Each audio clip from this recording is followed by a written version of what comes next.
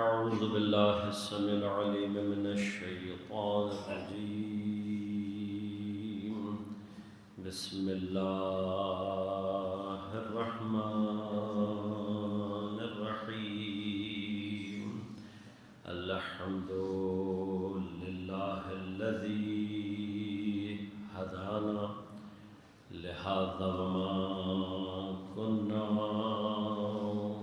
لنهتدي لولا أن هدانا الله لقد جاءت رسل ربنا بالحق. الصلاة والسلام على رسول المسدد المصطفى الأمجد المحمود الأحمد أبي القاسم محمد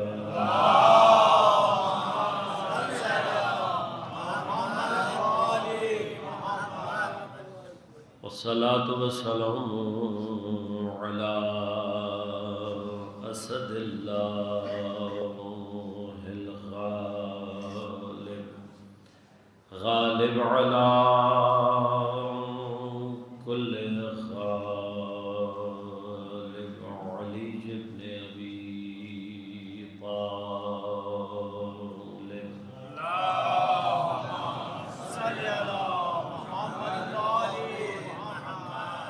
والصلاة والسلام على سيدة المعصومة المظلومة الطاهرة البتول بضعة الرسول فاطمة الزهراء سيدة نساء العالمين.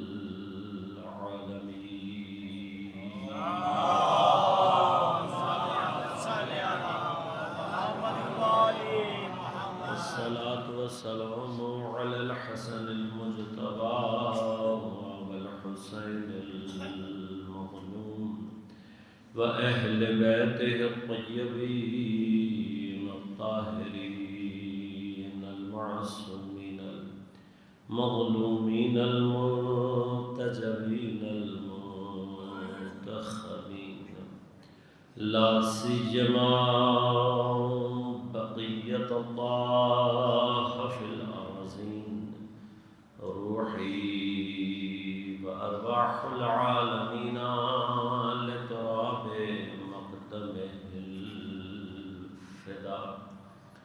ولعنة الله على أعدائهم أجمعين.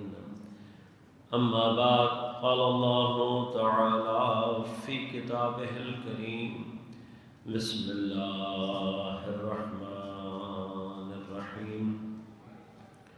إنما يريد الله ليذهب عنكم الرجس أهل البيت ويطهركم تطهيرا.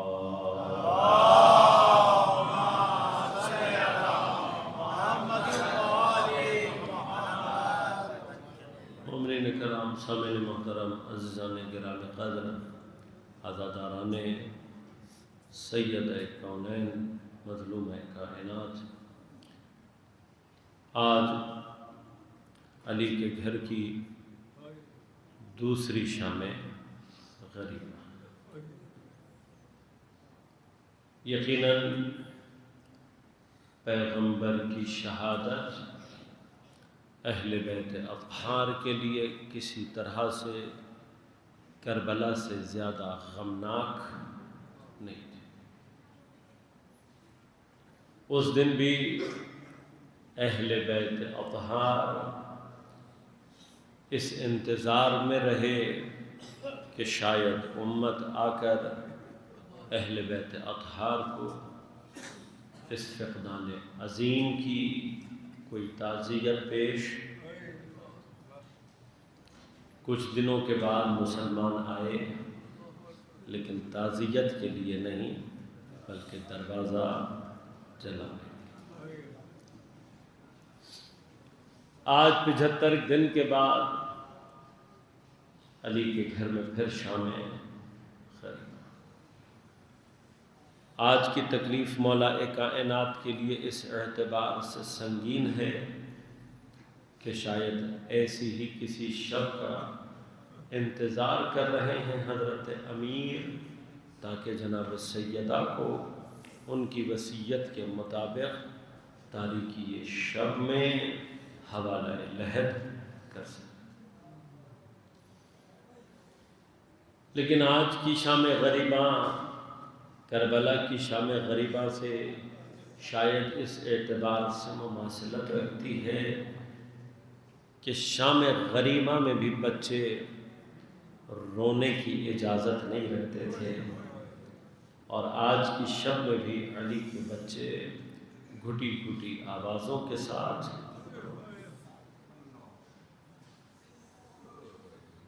حضرت کی شہادت کے عنوان سے ان 5 روزہ مجالس میں مقام طہارت اور حضرت کے لقب طاہرہ کے عنوان سے ہماری گفتگو آج آخری مرحلے میں کوشش کروں گا کہ گفتگو کو کسی منطقی نتیجے تک پہنچا سکوں۔ آپ کی خدمت میں عرض کیا کہ مفہوم طہارت اپنے ظاہری اور لغوی معنی سے زیادہ وسیع تر اور عمیق تر ہے۔ جب قرآن مقام طہارت کا تعارف کروا رہا ہے تو اس سے مراد صرف ظاہری نجاسات کا دور ہونا نہیں۔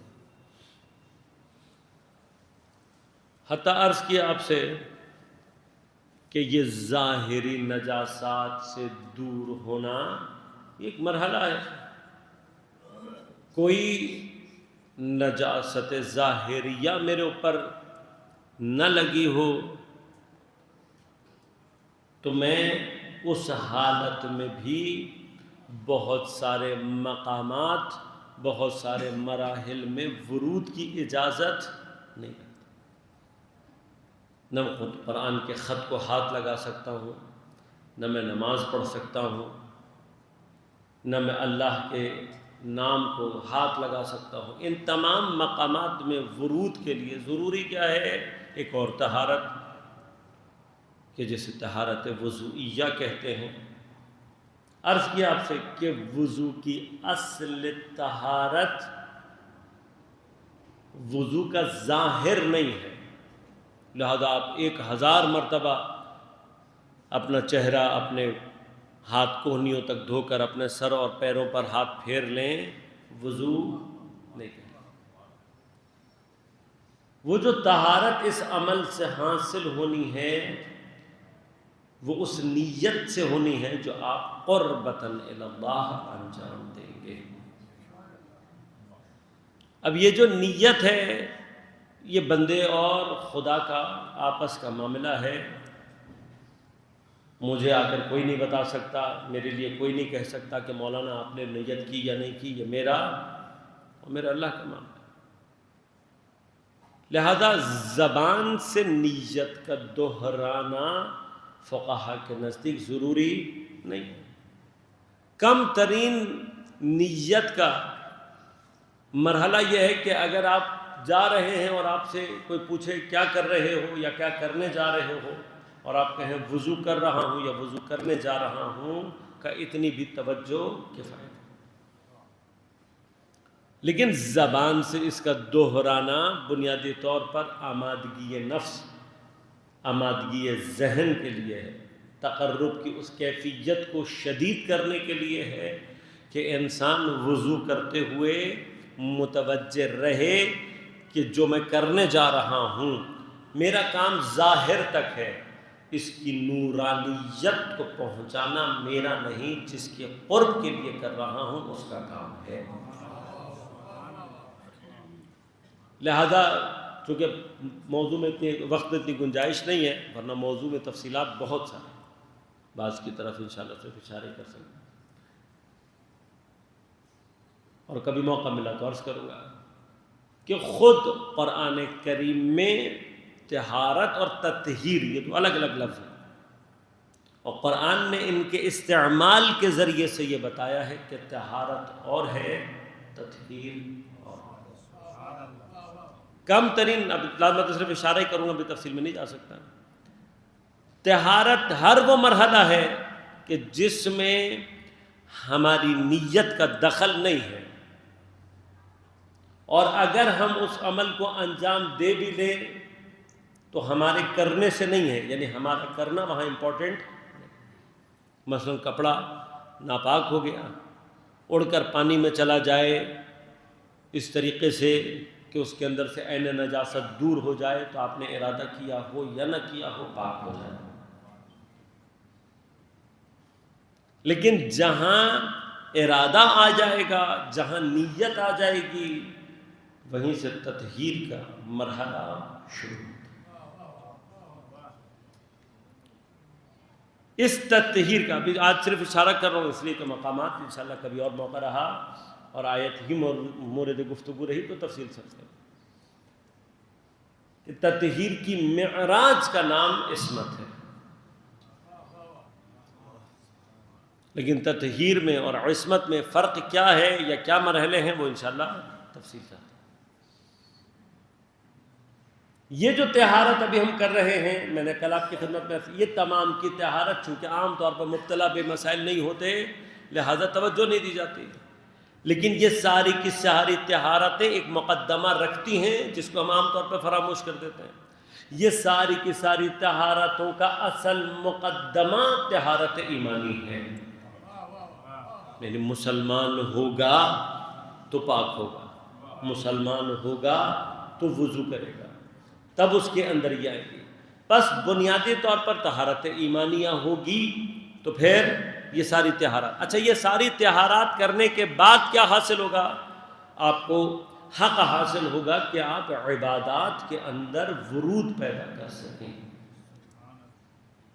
لہذا اگر ہمارے اوپر غسل واجب ہوا ہو تو ہم جان بوجھ کر اس کیفیت کے ساتھ روزے کے اندر ورود پیدا۔ مبتلا بے مسائل یہ ہے کہ اگر کوئی شخص جان بوجھ کر روزے کے شروع ہونے کے وقت تک حالت ناپاکی میں رہے تو روزہ باطل ہے، نہیں رکھ سکتا روزہ۔ نماز کے لیے اللہ نے شرط کیا رکھی ہوئی ہے کہ بغیر وضو کے ورود پیدا نہیں کر سکتا۔ اب نماز اور روزہ بنیادی ترین عبادات میں سے، باقی تمام عبادات، نماز قبول ہو جائے تو باقی عبادات قبول۔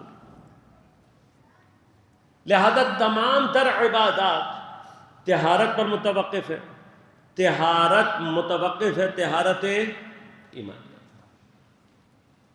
اور یہ جو عبادات رکی ہوئی ہیں طہارت پر، اچھا یہ تو وہ ہیں کہ جو افعال عبادی ہیں، لیکن اس سے ہٹ کر کوئی کافر کتنا ہی خمس دے دے، خمس نہیں کہلائے، کوئی کافر کتنی ہی زکوٰۃ نکال لے، زکوٰۃ نہیں کہلائے۔ کیوں؟ تمام عبادات کا جو مرکز اور محور ہے وہ کیا ہے؟ ایمان۔ اب یہ ایمان کی طہارت ایسی ہے کہ اگر واقعاً انسان کے اندر طہارت ایمانیہ پائی جائے اور وہ اپنے ہر عمل میں پروردگار کے تقرب کی طرف متوجہ ہو، اس کا ہر عمل عبادت میں تبدیل ہو جاتا ہے۔ ہر عمل عبادت ہے، پھر اس کا ہر عمل عبادت ہے۔ یہ جو طہارت ایمان کے اوپر متوقف ہے، یہ ایمان، سوال یہ پیدا ہوتا ہے کہ بھئی یہ ایمان کس چیز کے اوپر متوقف ہے، یہ ایمان کہاں سے حاصل ہوگا؟ تو اس ایمان کی جو کڑی ہے، جو اس ایمان کا سلسلہ ہے، اس کی بنیاد ابتدائی ترین مرحلہ ولایت ہے۔ اب یہ ایک الگ بحث ہے، میں بھی اس کو چھیڑنا نہیں چاہتا، کبھی اور موقع رہے گا تو عرض کروں گا آپ سے کہ یہ یاد رکھیے گا، گزشتہ تمام انبیاء جب تک نبوت کی ضرورت رہی، اللہ نے امامت کو شروع نہیں کیا، لیکن جہاں نبوت کی ضرورت ختم ہو گئی وہاں سے اللہ تبارک و تعالی نے امامت کے سلسلے کو شروع،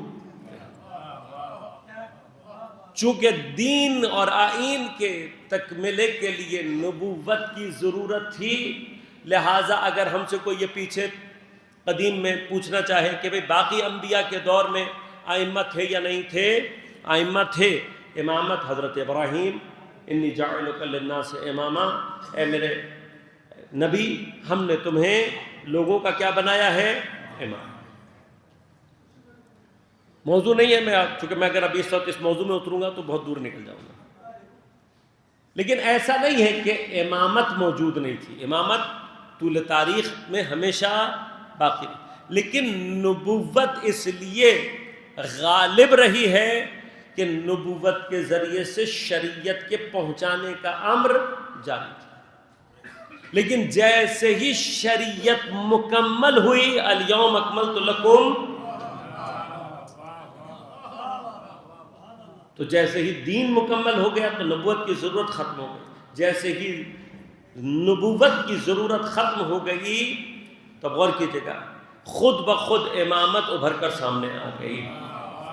اب نبوت اور امامت میں جو ریلیشن ہے وہ یہ ہے، یوم ندعو کل اناس بامامہم، یہ نہیں کہا گیا کہ یوم ندعو کل اناس بنبیہم، ہم قیامت کے دن ہر لوگوں کو، تمام انسانوں کو ان کے نبی کے ساتھ دعوت دیں گے، نہیں، نبی کے ساتھ دعوت نہیں، دعوت دیں گے کس کے ساتھ؟ نبی کے ذریعے سے، امام کے ذریعے سے۔ تو اب ان سے پوچھو کہ اگر تم یہ سمجھتے ہو کہ پیچھے امامت نہیں تھی تو آدم سے لے کر عیسیٰ تک کے لوگوں کے کون سے امام کے ذریعے سے بلائے؟ ادھر پیغمبر کہہ رہے ہیں من مات ولم یعرف امام زمانہ مات میتۃ الجاہلیہ، تو یہ آنے والے زمانے کے لیے تو نہیں کہا نا پیغمبر نے، یہ ایک کلی قانون دیا ہے پیغمبر نے کہ قیامت، ابتدائے حضرت آدم سے لے کر قیامت تک کا قانون بتا رہا ہوں، جو ہم سے پہلے مر گئے اپنے زمانے کے امام کو نہ پہچانا، وہ بھی جاہلیت پر تھے۔ ہمارے زمانے میں بھی کوئی اگر امام کو نہ پہچانا اور مر گیا جاہلیت پر، اور قیامت تک جو کوئی بھی اپنے زمانے کے امام کو نہ پہچانا وہ جاہلیت پہ۔ نہیں کہا پیغمبر میں کہ من مات ولم یعرف نبی زمانے ہی، نہیں کہا گیا، کیا کہا گیا؟ امام۔ پس امامت کا یہ مفہوم یہ سمجھا رہا ہے کہ کسی بھی زمانے میں امامت اس سلسلہ ہدایت سے جدا نہیں تھی۔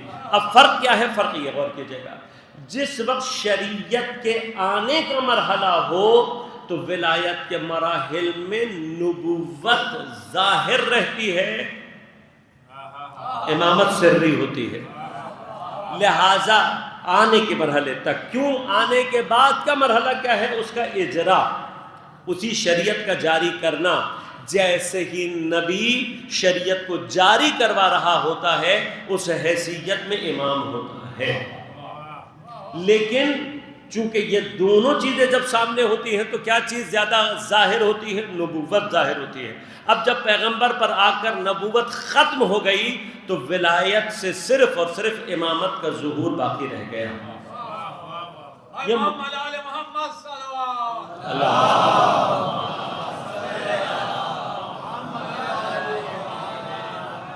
یہ بحث اس لیے آپ کے ذہن میں پیش کی ہے کیونکہ میں ایک مقام تک آپ کو لے جانا چاہتا ہوں۔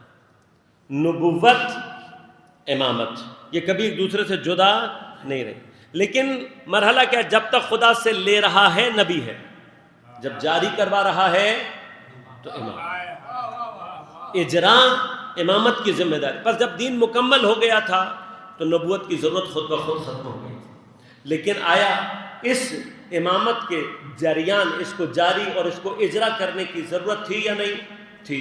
لہذا امامت خود بخود ابھر کر سامنے آ گئی۔ اب لینے اور دینے، پہنچانے، ان دونوں کے درمیان جو رابطہ ہے اس کی طرف اشارہ کرو، غور کیجیے گا۔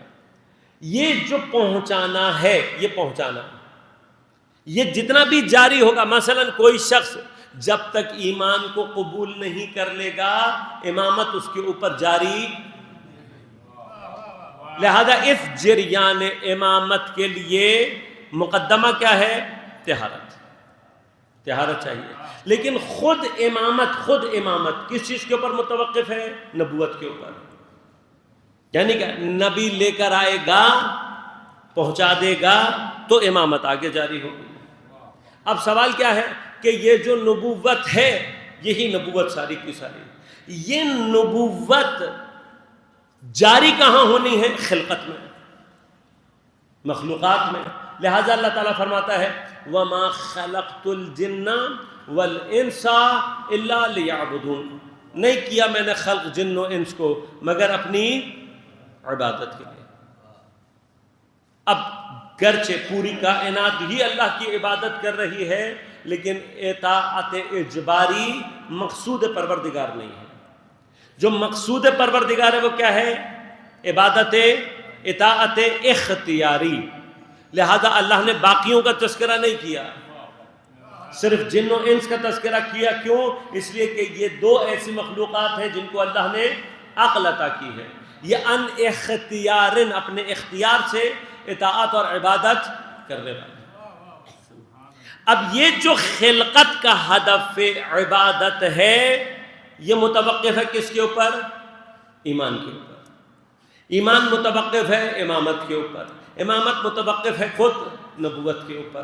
لیکن خود نبوت کا یہ سارا جریان اس وقت پیدا کرے گا جب خلقت موجود ہوگی، اور خود اس خلقت کا جو ابتدائی ترین خلقت ہے یہ اس وقت تک جاری نہیں ہو سکتی جب تک کہ کائنات میں مرکز طہارت کو ایجاد نہیں کر دیا جائے.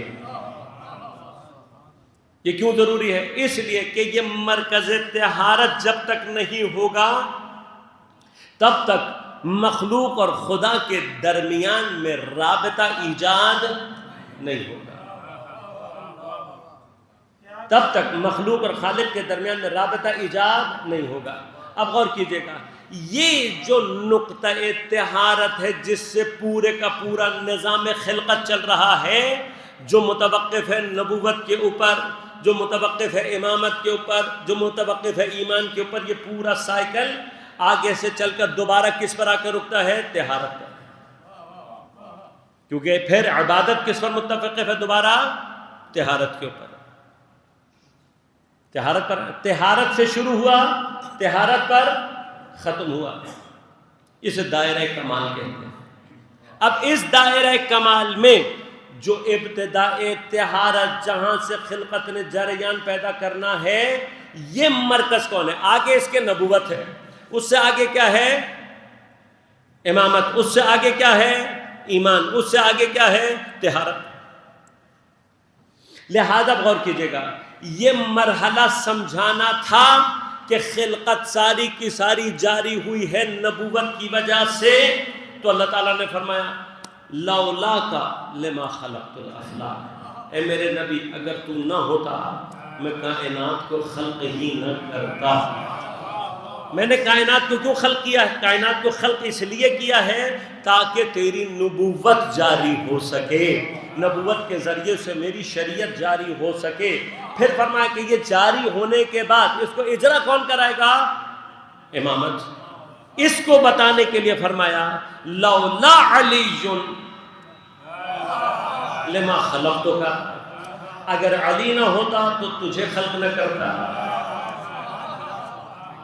اب یہ ساری کی ساری نبوت اور امامت یہ متوقف ہے کس کے اوپر؟ طہارت ایمانیہ کے اوپر. جب تک طہارت ایمانیہ قلب میں نہیں آئے گی، دین، امامت، اس کا اجرا کبھی بھی نفوس کے اوپر ہو نہیں سکتا. لہذا اس نقطے کو سمجھانے کے لیے فرمایا لولا فاطمہ لما خلقتکما. سیدہ نہ ہوتی تم دونوں میں سے کسی کو بھی خلق نہ کرتا.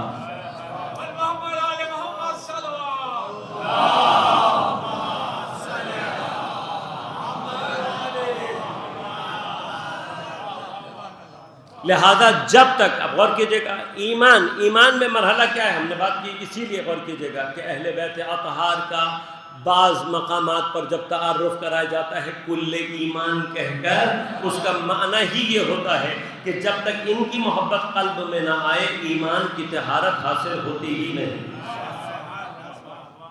لیکن خود مولا کائنات کی کے اوپر ایمان جس کی محبت پر متوقف ہے وہ ذات گرامی حضرت سیدہ سلام اللہ علیہا۔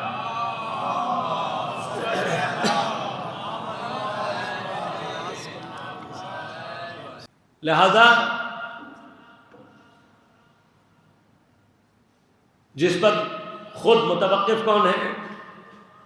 ولایت حضرت امیر علیہ السلام۔ یہ وہ طہارت ہے کہ جس سے پورے کائنات میں نظام خلقت، نظام نبوت اور امامت جریان پیدا کرتا ہے۔ لہذا اب غور کیجیے گا، جس وقت آیا تطہیر کو نازل کرنے کا وقت آیا، زمین پر اللہ نے جس مکان کو انتخاب کیا سیدہ کا گھر ہے،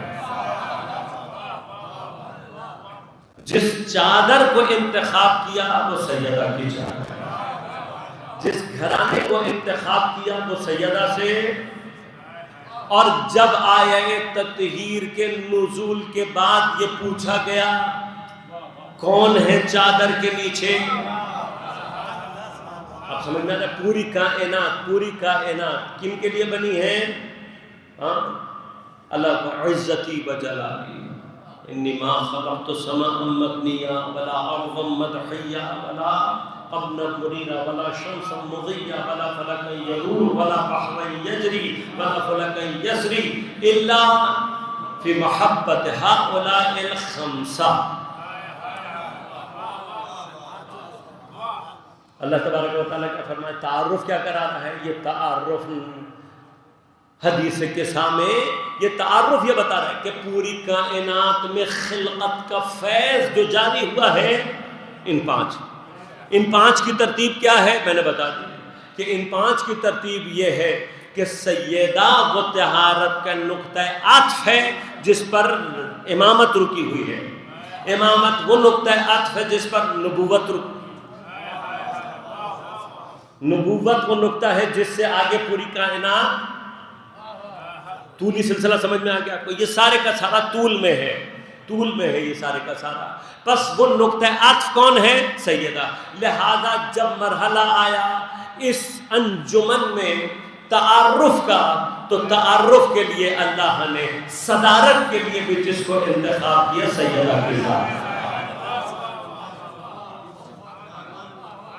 فاطمہ و ابوہا، چونکہ محفل طہارت ہے، تعارف طہارت ہے، لہذا صدارت بھی اسی کو دی ہے اللہ نے کہ جو نقطہ عطف طہارت ہے کائنات کے اندر۔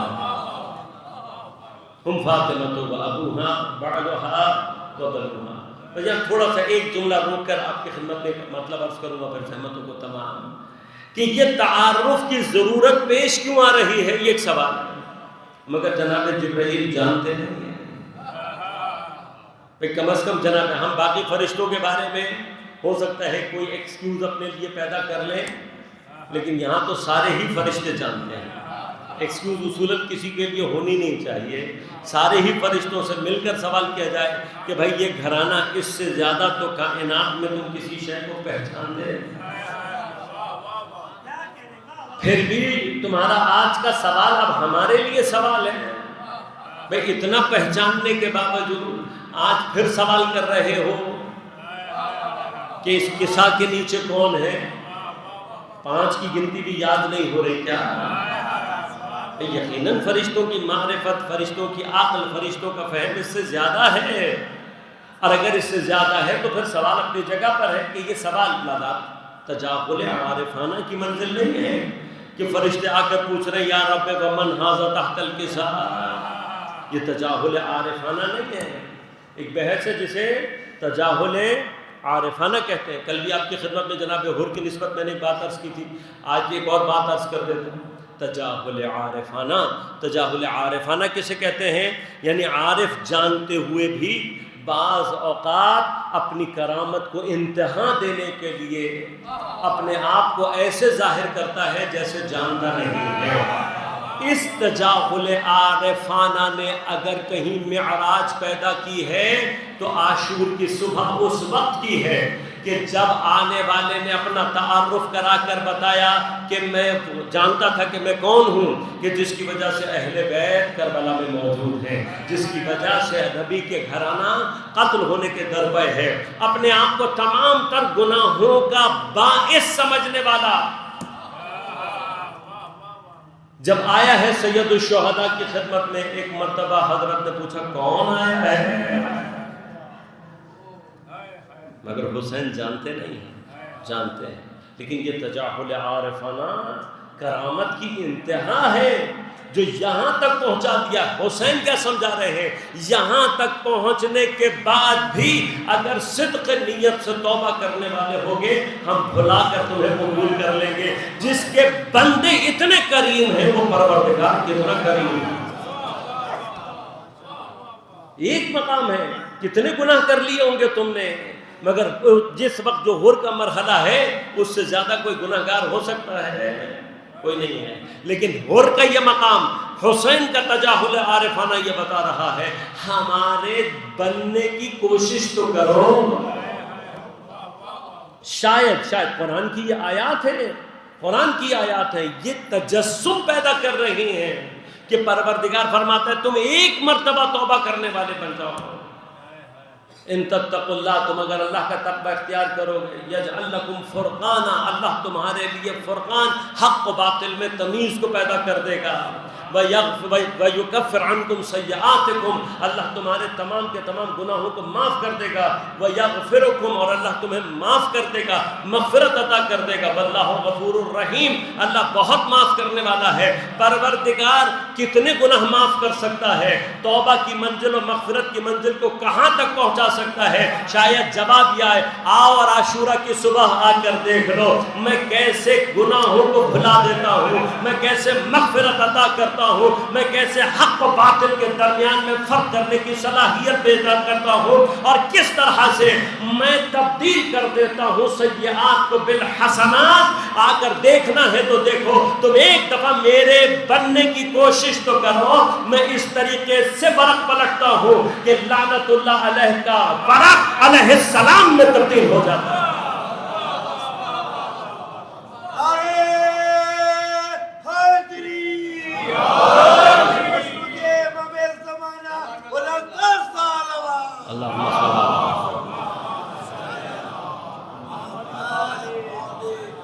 اب اس کے بعد بھی کوئی خدا پر حسن ظن نہ رکھ سکتا، اب بھی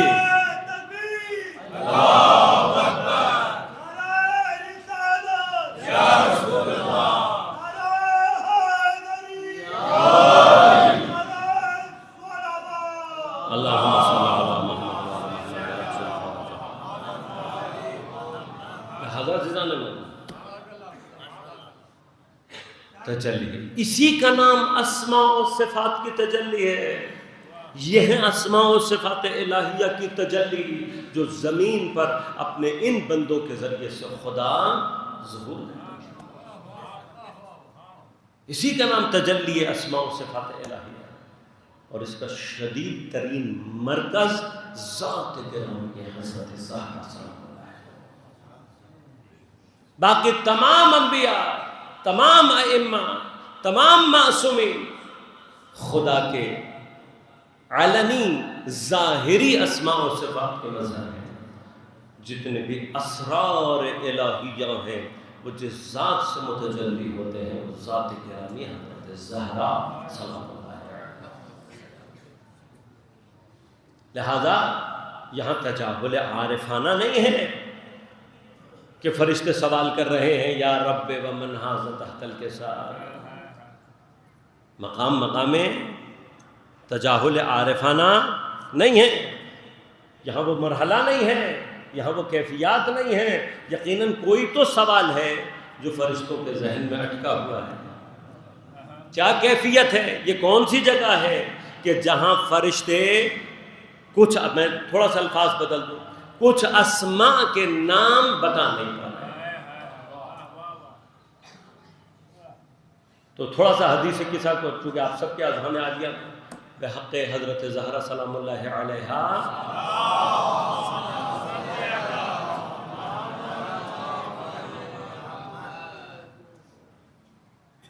یہ بات کہنا نہیں چاہتا لیکن دل میں آ گئی ہے تو اب کہنا چاہتا. حدیث قصہ ہمارے ہاں حق ادا نہیں ہوتا. جب مجلس میں حدیث قصہ پڑھی جاتی ہے تو وہ ایک صرف تکلف کی نوعیت ہوتی ہے. وہ آدمی ڈھونڈا جاتا ہے جو سب سے تیز ترین حدیث قصہ پڑھ سکے. اور لازمات ہے جب حدیث قصہ ہو رہی ہوتی ہے تو ہم تو ذہنی طور پر جانتے ہیں کہ ابھی ہم نے جانا نہیں ہے. یہ ایک عام سی بات ہے. البتہ میں خدا نہ خواستہ کوئی جسارت یا اس کے مرحلے میں نہیں ہوں. یقیناً جتنے بھی ذاکرین ہیں سارے کے سارے خلوص رکھتے ہیں، مقام ہے، درجہ ہے، سب کچھ ہے. میں کسی چیز کا نہ منکر ہوں نہ کسی کے لیے بے احترامی کر رہا ہوں، لیکن خدا کے لیے تھوڑی سی یہ عادت بنائے چیزوں کو. اب میں خود بھی شامل ہو سکتا کہ ہمیں اپنی چیزوں کو ٹائم کے اعتبار سے منظم کرنے کی ضرورت ہے. ہماری بد نظمیاں بعض جگہوں پہ توہین کا باعث بنتی ہیں. مثلا اگر ہمیں معلوم ہو کہ مثلا ایک مجلس کا عام طور پر جو دورانیہ ہے وہ گھنٹے میں ختم ہو جائے گا یا سوا گھنٹے میں ختم ہو جائے گا تو شاید مومنین کے لیے اتنا سنگین نہ ہو معاملہ.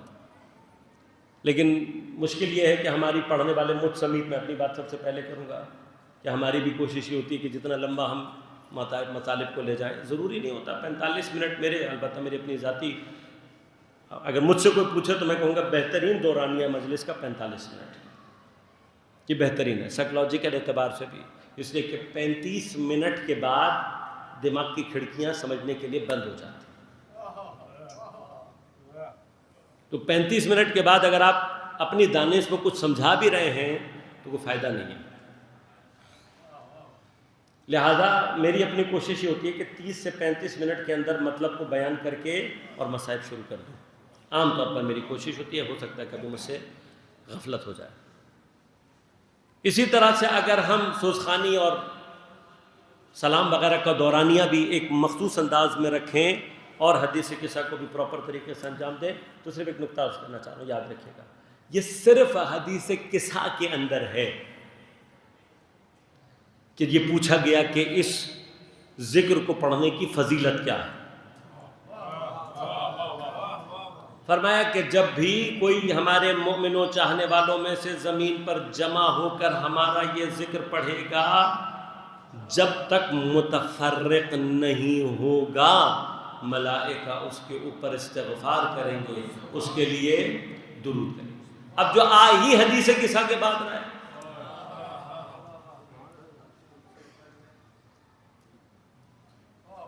تو وہ شامل ہو سکتا ہے نہیں. جو حدیث قصہ کے لیے جمع ہوا ہے، جو مجمع حدیث قصہ کے لیے جمع ہوا ہے، اس کا حق یہ ہے کہ وہ اب اس کا مطلب یہ نہیں ہے کہ آپ مجلس ہی 2 گھنٹے کی کر لیں کہ فرشتے 2 گھنٹے استغفار کرتے رہیں. آج ہی نہج البلاغہ میں حضرت امیر علیہ السلام کا قول پڑھ رہا تھا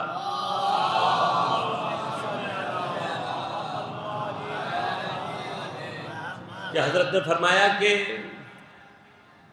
وہ قلیل جو دائمی ہوتا ہے ارجا، وہ بہتر ہے اس کثیر سے جو تھکا دینے والا ہے.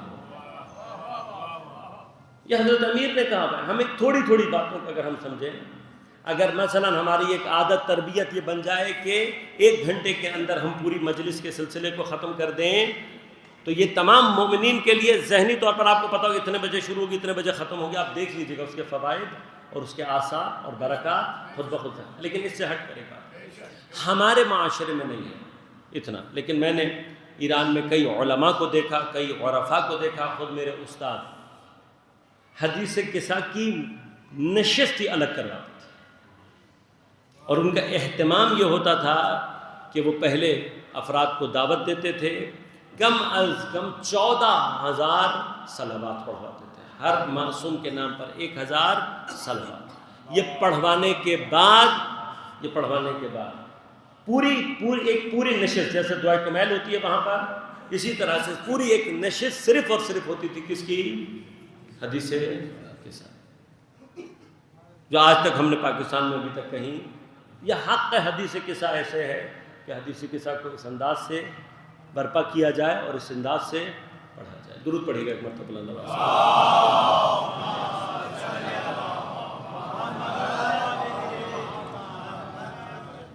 لہذا مرحلہ کیا ہے؟ حدیث قصہ بیان کر رہی کسی مرحلے کو. وہ مرحلہ کیا ہے کہ فرشتے سوال کر رہے ہیں پروردگار کون ہے؟ یہ 5 کون ہیں؟ تو کہیں تو کوئی سوال رکا ہوا ہے. اب حدیث قصہ کے اندر ہی جواب موجود ہے. بات کہاں سے شروع ہوئی؟ بات یہاں سے شروع ہوئی. جب 5 کے 5 تن جمع ہو گئے تو جناب سیدہ فرماتی ہیں کہ پیغمبر نے چادر کے کناروں کو پکڑا وَأَوْمَعَ بِيَدِهِ الْيُمْنَ إِلَى السَّمَاءِ، اور اپنے سیدھے ہاتھ کی انگلی سے آسمان کی طرف اشارہ کر کے فرمایا اللہم ان ہؤلاء اہل بیتی، پروردگار یہ ہؤلاء میرے اہل بیت ہیں. میں نے ہؤلاء کا ترجمہ نہیں کیا، ڈیلیبریٹلی نہیں کیا. یہاں سے بات شروع ہوئی. بات یہاں سے شروع ہوئی نا کہ حضرت نے کیا کہا جب جمع ہو گئے، اشارہ کر کے کیا کہا اللہم ان ہؤلاء اہل بیتی، اور پھر پورا جملہ یقیناً آپ کے اذہان عالیہ میں محفوظ ہے. تو جب حضرت نے پوری دعا کر دی، اب یہاں پر ایک بڑا ظریف سا اور لطیف سا نقطہ ہے، صرف اشارہ کروں گا، تفصیل میں نہیں جاؤں گا، صرف اشارہ کر کے تیزی سے آگے بڑھوں گا. حدیث قصہ کا سر یہاں پر ہے. وہ سر کیا ہے؟ وہ سر ہے اس حدیث کا بیان کا لحن. اور لحن کیا ہے؟ جیسے ہی پیغمبر کہتے ہیں اللہم ان ہؤلاء اہل بیتی وخاصتی وحامتی لحمہم لحمی ودمہم دمی یؤلمنی ما یؤلمہم ویحزننی ما یحزنہم انا حرب لمن حاربہم وسلم لمن سالمہم وعدو لمن عاداہم انہم محب انہم منی وانا منہم فاجعل صلواتک وبرکاتک ورحمتک وغفرانک واذہب عنہم الرجس وطہرہم تطہیرا. یہاں تک بی بی، یہاں تک بی بی، یہاں تک شہزادی حدیث نبوی بیان کر رہی ہے. یہاں تک حدیث نبوی بیان کر رہی ہے. لیکن جیسے ہی یہاں پر آ کر جملہ ختم ہوا، اس کے بعد جو سیدہ بیان کر رہی ہے وہ حدیث قدسی کہلاتی ہے. کیوں؟ جیسے ہی حدیث نبوی ختم کی، آگے سے جو گفتگو شروع ہو رہی ہے وہ پیغمبر کی نہیں ہے، وہ خدا کی ہے. پیغمبر نے جیسے ہی بات ختم کی، اب اس کے بعد بی بی یہ نہیں کہہ رہی کہ میرے بابا نے مجھے بتایا کہ اللہ عرش پر کیا کہہ رہا. اور جناب جبرائیل تو بھی آئے بھی نہیں ہیں. نہیں آئے نا، ابھی تو نہیں آئے ہیں جبرائیل. ابھی تو جبرائیل اوپر آسمانوں پر ہی ہیں، ابھی جبرائیل نازل نہیں ہوئے ہیں. حدیث نبوی کو ختم کیا ہے اور بغیر کسی واسطے کے حدیث قدسی کو شروع کر رہی ہے کہ جیسے ہی میرے بابا نے دعا ختم کی قال اللہ تبارک و تعالی، اللہ نے فرمایا مجھے عزت و جلال کی قسم ہے، میں نے خلق نہیں کیا آسمانوں کو اور زمینوں کو. یعنی کیا؟ جیسے ہی فرش کی گفتگو ختم ہوتی ہے بغیر کسی فاصلے کے سیدہ عرش کی گفتگو شروع کر رہی ہے. تو بس حدیث قصہ میں اتنا سر تو سامنے آ گیا، سیدہ وہ ذات ہے جتنی نظر فرش پر رکھتی ہے اتنی عرش پر. جیسے فرش علی کے لیے، زہرا کے لیے ظاہر ہے، ویسے ہی عرش سیدہ کے لیے ظاہر ہے. اور کسی مقام پر پیغمبر نے نہیں پوچھا کہ سیدہ تمہیں کس نے بتایا. کسی نے آج تک کہیں پر کوئی آیا کسی نے کہا ہو کہ سیدہ کو کس نے بتایا؟ یا تو پیغمبر نے بتایا، پیغمبر نے کہیں نہیں بتایا. بس اس کا مطلب کیا ہے؟ یہیں سے تو سمجھ میں آتا ہے کہ معراج کا معنی کیا ہے. یہاں سے سمجھ میں آتا ہے معراج کا معنی کیا ہے. لہذا سیدہ نون اسٹاپ بیان کر رہی ہے. اب جب بیان کر دیا تو فرشتوں نے کیا سوال کیا؟ فرشتوں نے سوال کیا اور کیا پوچھا؟ پروردگار یہ ہؤلاء کون ہے؟ بات کہاں سے شروع ہوئی تھی؟ اللہم ان ہؤلاء اہل بیتی. فرشتے کیا سوال کر رہے ہیں؟ ومن تحت ھذا القصہ، یہ ہؤلاء جو تحت القصہ کے نیچے یہ کون ہے؟ تو مسئلہ اس کا کیا ہوا؟ اس کا مطلب یہ کہ کوئی ہؤلاء ایسے ہیں جو فرشتے پہچان نہیں سکتے. اب یہ ہے یا نہیں ہے؟ تو میں قرآن کی ایک مقام پر آپ کو لے جاتا ہوں.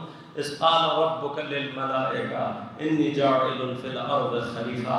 اے میرے حبیب وہ وقت یاد کر جب تیرے پروردگار نے ملائکہ سے کہا میں زمین پر اپنی خلافت کو جاری کرنے والا ہوں.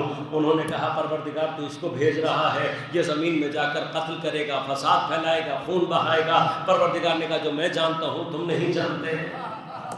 فرشتوں نے کہا پروردگار ہم تیری تسبیح کرتے ہیں، ہم تیری تقدیس کرتے ہیں. پروردگار نے کیا کہا؟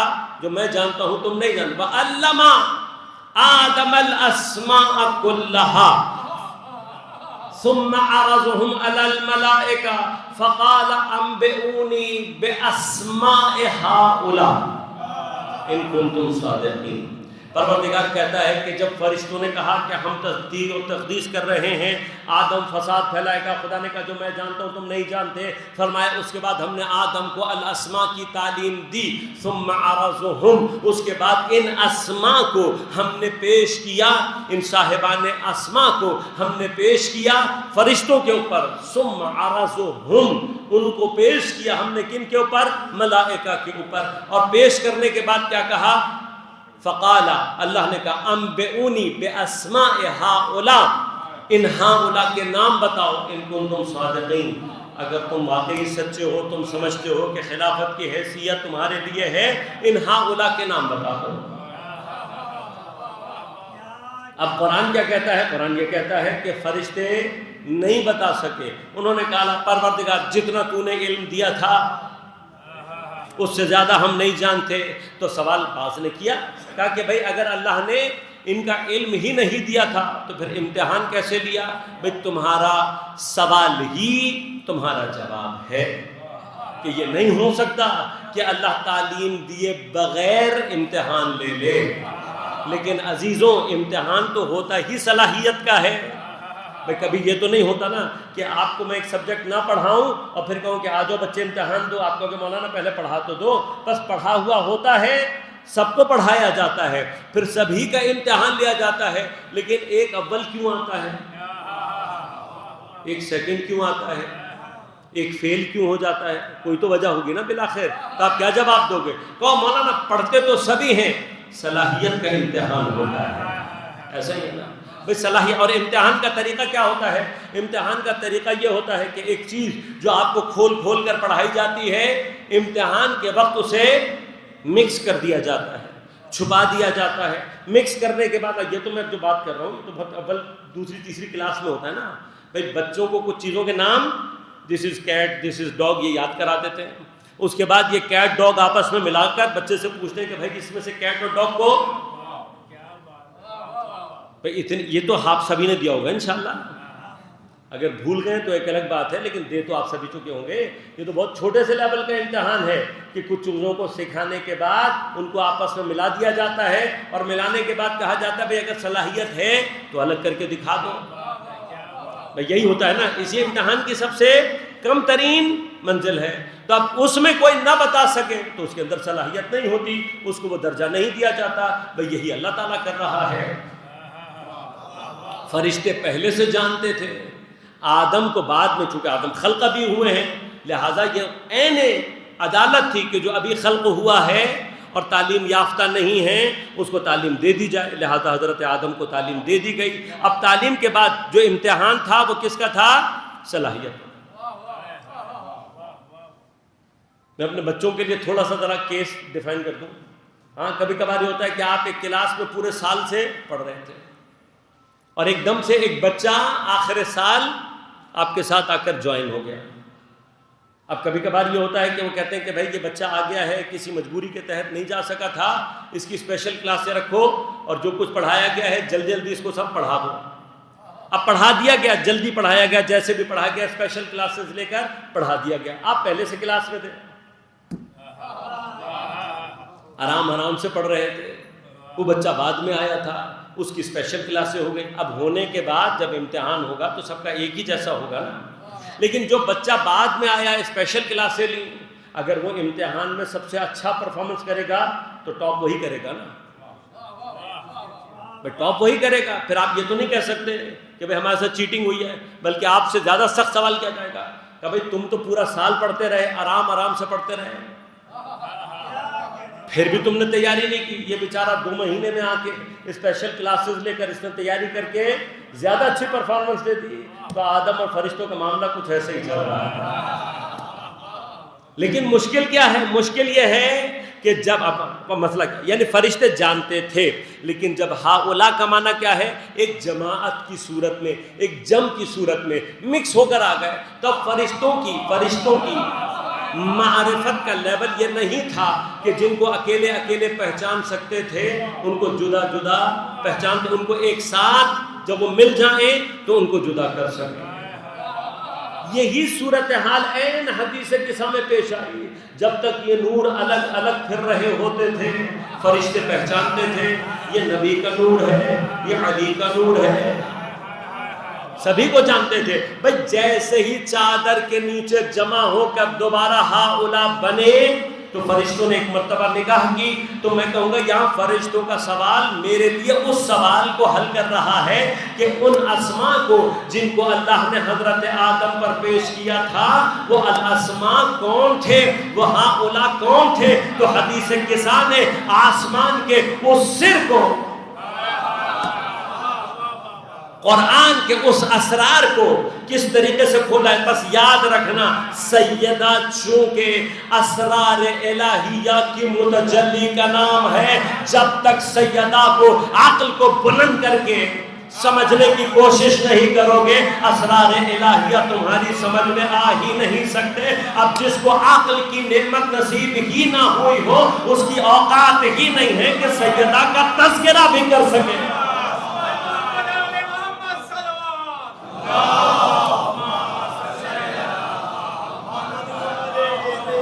لہذا یہ روایات یہاں آ کر معنی پیدا کرتی ہیں کہ جب کہا جاتا ہے کہ اللہ نے ہمارے دشمنوں سے علم اور عقل کو دور رکھا ہوا ہے. بھائی ٹیکنالوجیوں میں مت تلاش کرنا، علم کو تلاش کرنا ہے اس مقام پر آ کر تلاش کرنا جو قوم حیثیت پیدا کر لے یا زہرا کہنے کی، سیدہ کا تذکرہ کرنے کی، اسرار الہیہ کو سمجھنے کی، وہی وہ قوم ہوتی ہے کہ جو علم کی وارث ہوتی ہے، عقل کی وارث ہو. لہذا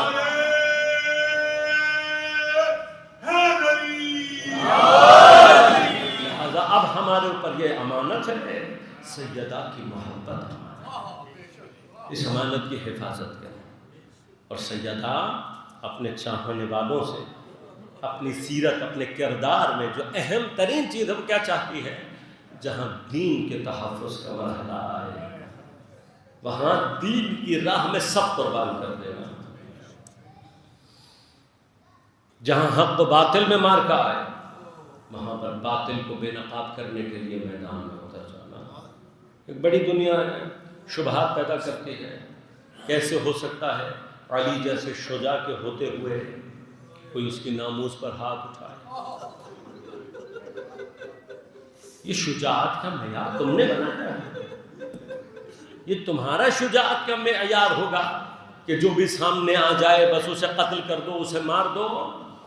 نہیں، یہ تمہارا بنایا ہوا شجاعت کا معیار. شجاعت کا اصل معیار کائنات میں بنتا ہی ذات حضرت امیر سے. لہذا جہاں علی تلوار چلائیں اسے بھی شجاعت کہتے ہیں، اور جہاں علی تلوار نہ چلائیں اسے بھی شجاعت. یہ ہے نا شجاعت امیر. پھر کہتے ہیں کہ سیدہ دروازے پر کیسے آ سکتی ہے؟ سیدہ کا حجاب، سیدہ کا پردہ پھر تمہارا اپنا معیار ہے. سیدہ بتائے گی کہ اہل حجاب کسے ہے. لہذا کیوں آئی ہے جناب سیدہ دروازے پر؟ ایک سوال ہے یہ. سیدہ دروازے پر اس لیے آئی ہے کہ اگر سیدہ وارد صحنہ نہ ہوتی، اگر سیدہ درمیان میں نہ آئی ہوتی، آج تک کوئی اس لڑائی کو کرسی کی لڑائی کے علاوہ ثابت ہی نہیں کر سکتا. یہ تہمت لگ رہی ہوتی علی کے اوپر، یہ تہمت لگ رہی ہوتی امامت کے اوپر کہ سیاست کی جنگ تھی، کرسی کی جنگ تھی، حکومت و اقتدار کی جنگ تھی. سیدہ نے اس تہمت سے علی کے دامن کو پاک کرنے کے لیے اپنے محسن کی شہادت. نہ آتی سیدہ درمیان میں، کوئی نہیں ثابت کر سکتا تھا، چونکہ سیدہ جانتی تھی کوئی ثابت نہیں کر سکے گا، لہٰذا عین وظیفہ ہے یہ سیدہ کا کہ حق اور باطل کے درمیان فرق کرنے کے لیے جب تک کیوں جھٹلاتے ہیں سیدہ کے اوپر حملے کو، اس لیے کہ ایک مرتبہ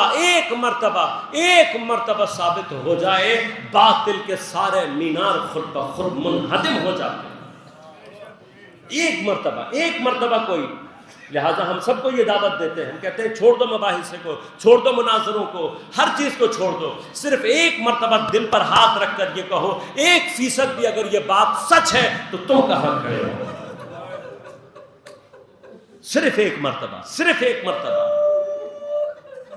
1% گنجائش دو اس بات کی کہ یہ بات سچ ہو سکتی، اگر 1% بھی یہ بات سچ ہو تو ایسا نقاب ہوتا ہے، نہ آتی میری بیوی میدان میں، یہی مرحلہ ہے، کیوں لے کر آئے ہیں علی اصغر کو حسین، اس لیے کہ علی اصغر نہ آئے تو تہمتیں ہیں، باطل کے چہروں پر نقاب ہوتا، یہ قربانیاں وہ ہیں جو باطل کے چہروں سے نقابوں کو نوچتے ہیں، ایک حسین کا علی اصغر ہے، ایک سیدہ کا محسن، جنہوں نے زمین قدم پر نہیں رکھے اور باطل کے چہرے سے ایسے نقاب، لہذا سیدہ یہ ساری قربانیاں دے کر پر ہوئی نبی کی بیٹی ٹوٹ چکی ہے، لہذا جاتے جاتے مولا سے بالکل آخری ایام ہیں، بیوی کو نظر آ رہا ہے، ایک مرتبہ مولا کائنات کو اپنے پاس بیٹھا کر کہہ رہے ہیں یا علی کچھ وصیتیں کرنا چاہیے، سخت ہے علی کے لیے، یا علی کچھ وصیتیں کرنا چاہیے، وصیت کیا ہے؟ یا علی غسلنی فی اللیل کفنی فی اللیل دفنی، یا علی مجھے رات کی تاریکی میں موسم دینا، رات کی تاریکی میں کفن دینا، یا علی مجھے رات کی تاریکی میں دفنا دینا۔ سیدہ رات کی تاریکی کا دفن سمجھ آتا ہے، نہیں چاہتی، یہ اسرار ہے، سر الہیہ ہے، جس کی قبر کو نام ہے کر آج بھی ظالموں کا قبر، کتنے ہی تاریخ میں اٹھے ہیں جنہوں نے ان حادثات اور واقعات کا انکار کرنے کی کوشش کی ہے، جب بھی کہیں پر کوئی بھی یہ جرأت پیدا کرے اس کو بیٹھا کر یہ کہو کہ پہلا اگر تم کہہ رہے ہو سچ، سیدہ کی قبر کا نشان بتا دو، سیدہ کی قبر کے نشان کا نہ ہونا آج بھی سیدہ کی مظلومیت کا سب سے بڑا نشان بنا ہوا ہے، عجیب بیوی ہے، گمنام ہو کر اپنے تمام ظالموں کے ناموں کو آشکار بی بی رات کی تاریکی میں دفن ہونا سمجھ میں آتا ہے، لیکن غسل و کفن کے لیے شب کی قید کیوں لگا رہی ہو؟ یہ راز اس وقت کھلا جب علی رات کی تاریکی میں غسل دیتے ہوئے دھاڑے مار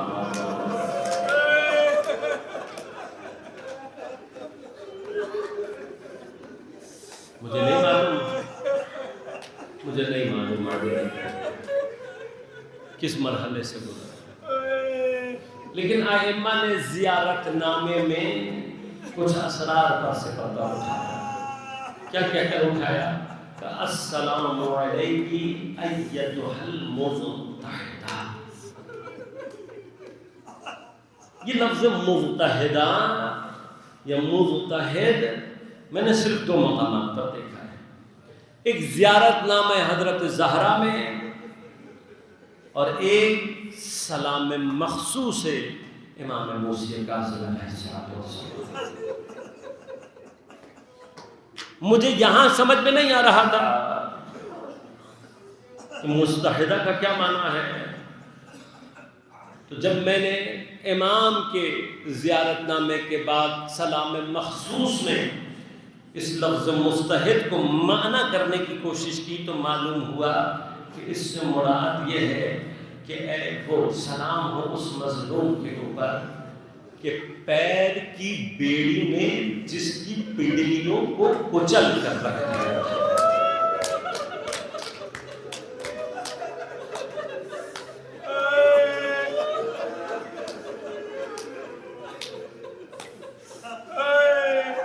زہرا کا یہ بیٹا جس کی پنڈلیاں بیڑیوں نے کچل دی تھی، دادی وہ ہے جو در و دیوار کے درمیان کچلی ہے۔